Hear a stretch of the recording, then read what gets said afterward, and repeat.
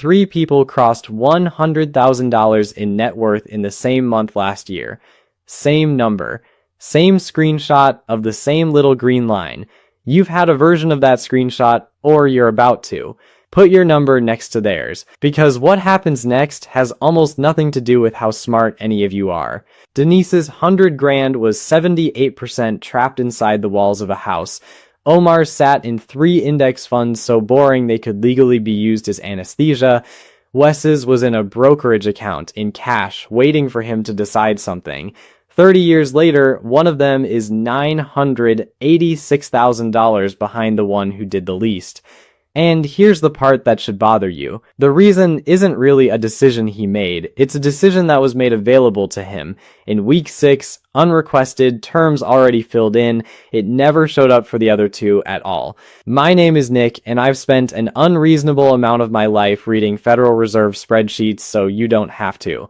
If you've ever hit a savings milestone and felt, for about 4 days, like you'd finally figured money out, hit subscribe, because today we're walking through exactly what happens after $100,000 in the order it happens. Let's start with the uncomfortable reality. Your $100,000 is not what your brain thinks it is.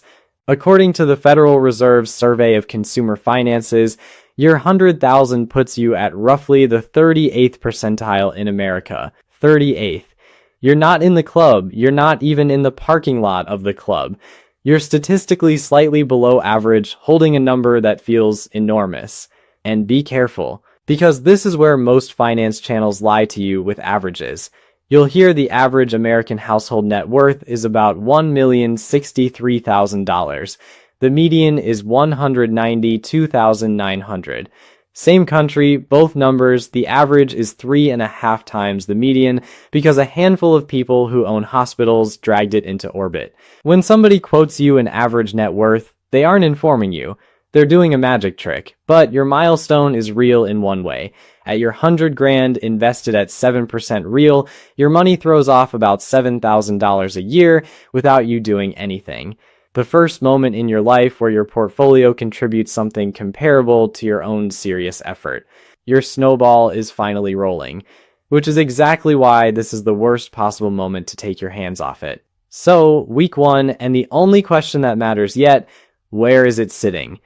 Sounds like bookkeeping. It's actually the decision that determines everything after, because where your money sits decides who can see it, who can sell to you, and whether you can reach it when your car dies. Denise's answer, Omar's, and Wes's send them down 3 roads, and none of them know it yet. Denise did the single most respectable thing an American can do. She bought a house. Her statement says $104,000. It feels incredible, and it is also, in the most literal sense, a wall. Fed data shows the median household holds around 68% of its wealth in the primary residence.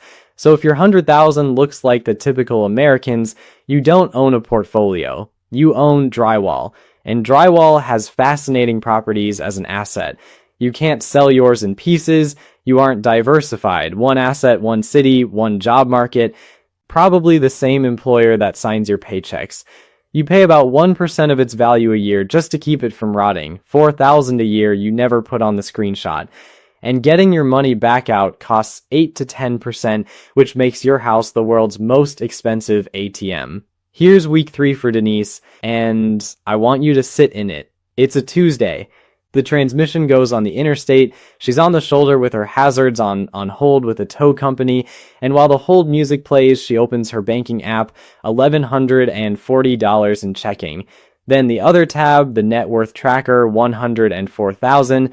She looks at both numbers at the same time. Then she puts $2,200 on a credit card at 19% and drives home in a loaner, technically wealthier than 60% of the country. That's not a Denise problem, and if you just did that math on yourself and didn't like the answer, you're in the majority.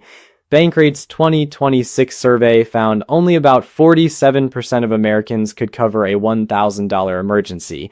An earlier one put it the other way, 59% couldn't cover it without debt. I'll give you both rather than the scarier one. Here's what nobody tells you about crossing this number. Net worth is a scoreboard. It is not a bank account. You can't pay a mechanic in equity, and the tow truck driver has, in my experience, never once asked to see your Zillow